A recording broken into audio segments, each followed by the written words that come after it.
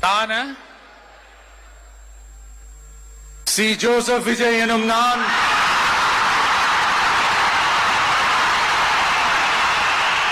சட்டப்படி அமைக்கப்பெற்ற இந்திய அரசியல் அமைப்பின்பால் உண்மையான நம்பிக்கையும் மாறா பற்றும் கொண்டிருப்பேன் என்றும் இந்திய நாட்டின் ஒப்பில்லாத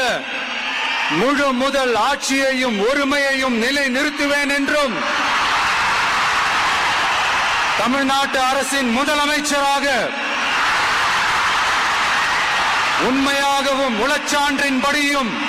என் கடமைகளை நிறைவேற்றுவேன் என்றும் அரசியல் அமைப்பிற்கும் சட்டத்திற்கும் இணங்க அச்சமும் ஒருதலை சார்பும் இன்றி விருப்பு வெறுப்பை விலக்கி பலதரப்பட்ட மக்கள்